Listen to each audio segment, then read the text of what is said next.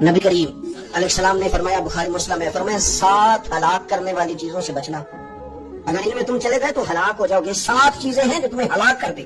या रसूल अल्लाह सल्लल्लाहु अलैहि वसल्लम वो कौन कौन सी? तो हुजूर ने फरमाया, अल्लाह के साथ शरीक ना करना, हलाक हो जाओगे। दूसरा नबी पाक सल्लल्लाहु अलैहि वसल्लम ने फरमाया, जादू ना करना, हलाक हो जाओगे, हलाक। और यार जिसे हुजूर फरमा रहे हैं हलाक हो जाएगा, वो बचेगा। नबी पाक सल्लल्लाहु अलैहि वसल्लम ने तीसरे नंबर पर फरमाया, जिस शख्स के कत्ल करने को अल्लाह ने हराम करार दिया है उसे कत्ल ना करना, हलाक हो जाओ।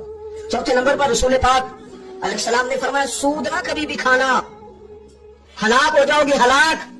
बड़ी बड़ी दलीलें दी बैंक वालों ने, बड़ा समझाया तो आदिशा मान गए, मोहतरम मान गए, कहने लगे नहीं जी नहीं, वो कारोबार में लगाते हैं, बड़े भोले वाले हैं, पता सारा है।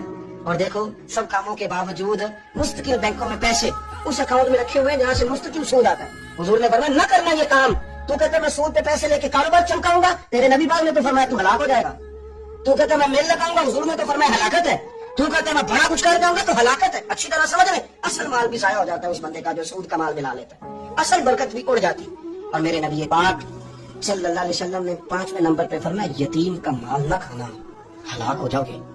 और एक 6ठे नंबर पर नबी पाक अलैहिस्सलाम ने फरमाया, कुफर से जहाद हो रहा हो तो कभी पीठ फेर के भागना ना, हलाक हो जाओगे। और 7वें नंबर पर अल्लाह के रसूल ने फरमाया, बेकसूर और बेगुनाह औरत पर तहमत न लगाना।